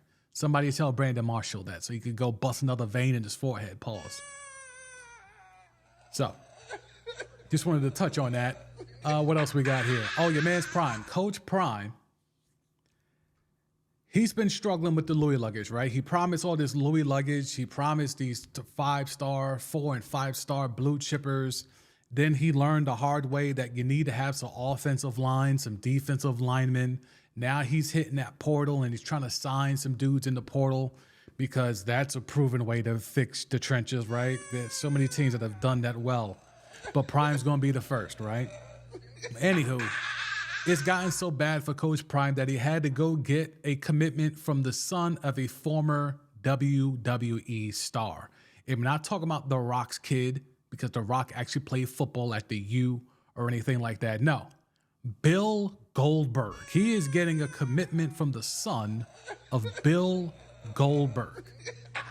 The kid is apparently 6 foot, 215-pound linebacker, okay? He was supposed to go to Bama, but he flipped on Bama after Saban announced his retirement, and now he's going to go pull up for Coach Prime. Now, when I say he was going to Alabama, you might think, oh, that must mean he's nice, right? No. He was going to be an Alabama walk-on, okay? Even the walk-ons are hitting the transfer portal now that Saban is leaving Alabama, okay? So it's gotten that bad for your man, Kelly DeBoer, out there leaving UW and going straight over there to Bama. Even though walk-ons are saying, I'm good, love, enjoy, and hitting that portal. And here's your man, Coach Prime, getting another piece of that Louis luggage, a walk-on from Alabama. Can't make this shit up, man. Can't make this shit up. All right, and I know we talked about football early in the pod, but I do want to touch on Jerod Mayo. So Jerod Mayo was introduced, and he set the timeline ablaze with his introductory press conference on 2 measures. One, in Bob Kraft stumbling, fumbling, bumbling, trying to pronounce a black name. And then 2, in answering the whole question of, do you see color? And he could have took the usual trope of, I see human beings, I don't see color, all that type of rhetoric. But he decided to get into his bag. So let's first hear him correct the Air Force One wearing, hanging out with Hove and Meek Mill, thinking he's part of the diaspora, even though he's out there getting rug and tugs at the same place that Trump was getting them, allegedly. But let's listen to Bob Kraft stumble, fumble, and bumble his name through a black name, and Jerod Mayo try to make it better and try to make something funny out of it, because this is his boss and he's trying to keep them checks coming in. So we'll get into that right here. All right. Sherman. I'll get it right. Get it right. Well, we'll have to. No, it's all right. It's one of those black names. I'll help you with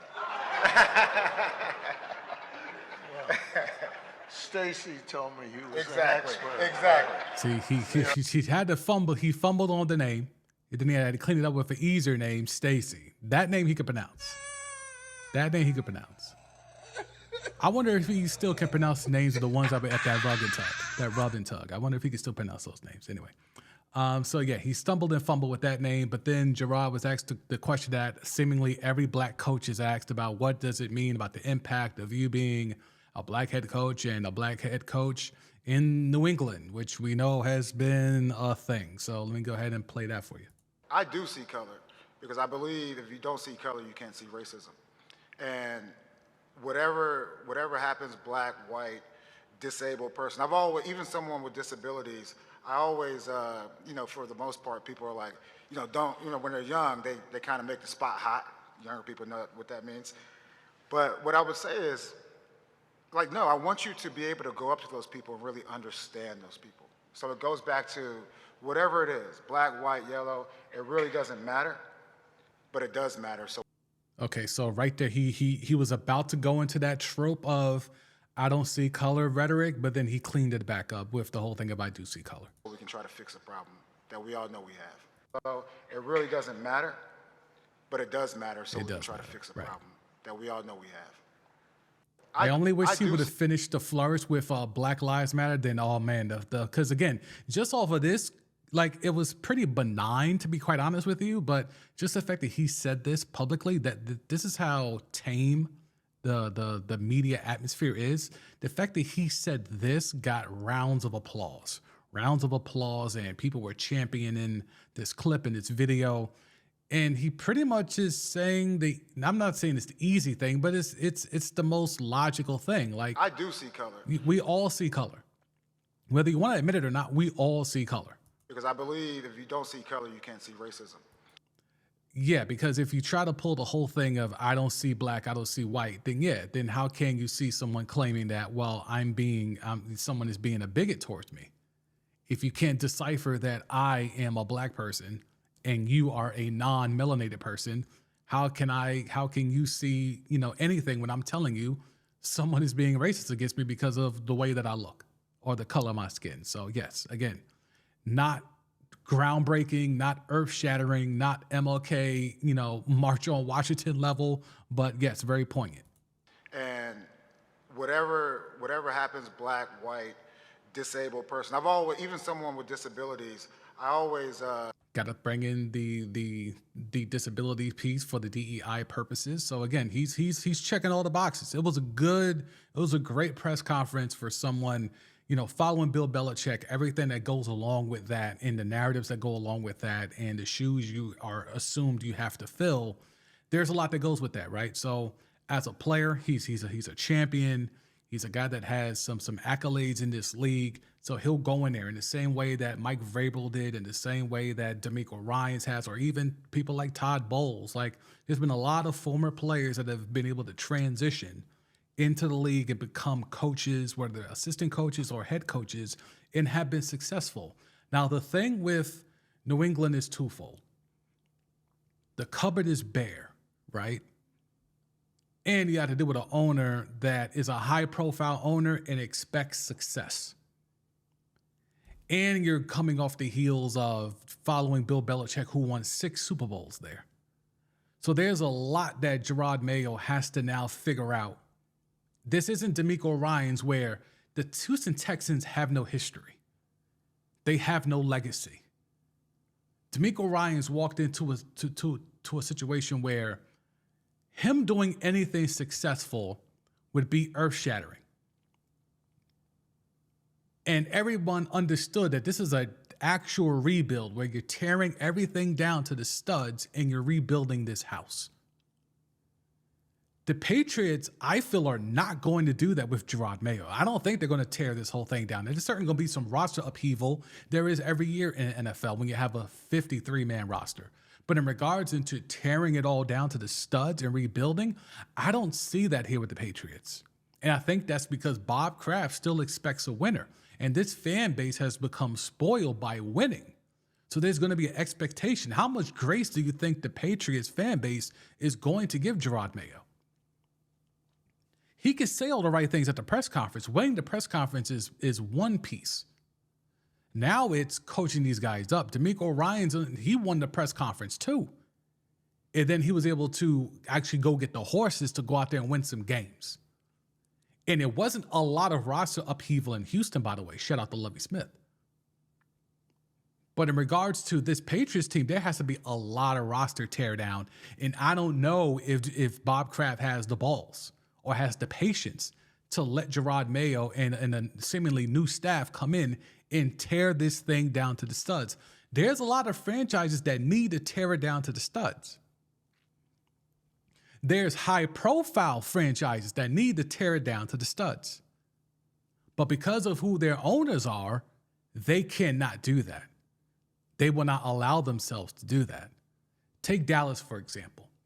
If Dallas were to tear it down to the studs and do a real rebuild, an actual rebuild, not a rebuild or a retool on the fly, an actual rebuild where you have to get rid of everybody from top to bottom and start anew, you're talking about at minimum a 3-year rebuild. Newsflash, Jerry Jones ain't waiting 3 years. Jerry Jones would rather stay right where they are right now, where I can fool my fans into thinking we have a chance every year. I could pay the people that are necessary to keep that belief alive, even though I know deep down I ain't sniffing another Lombardi ever. But to keep my franchise valued at $9 billion, I need to keep my fans engaged. I need to keep my fans to keep buying merch, season ticket passes, stadium tours, etc., etc. What the Clippers are doing in basketball in terms of separating themselves and having their own TV deal and their own TV package, can you imagine if the Cowboys got that off? Can you imagine if Jerry decided, put it all behind a paywall? Y'all think Patreon is lit. Wait till you see the Cowboy Patreon. Ain't gonna be no $5 a month. Ain't gonna be no $20, $30 a month. It's gonna be 3 to 4 figures. If the Clipper thing works, and that's why I had a short form video, probably gonna put it out, about the Clippers and why they chose to extend Kawhi at the timing that they did. I still might put it out. But the fact of the matter is that the Clippers are slowly building their own ecosystem separate from the NBA and its broadcast rights. They're building second screen experiences in this new Inglewood Arena. Y'all saw the viral shit. They're building a wall of fans, of stadium seats that are similar to the wall in Game of Thrones. And they want their fans, like, you can't buy tickets there unless you're a proven fan. And it's only going to be like 5,000 seats or something to that effect. Like, the Clipper thing deserves a deep dive. I'm probably going to do that as like a standalone video on YouTube. But the Clipper business model, Ballmer is not for play.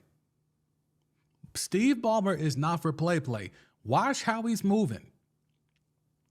Everything now about content is privatizing content and monetizing content outside of traditional means. That's what Steve Ballmer is doing with the Clippers. If he's successful, you watch how the Jerry Joneses of the world run and copy and paste.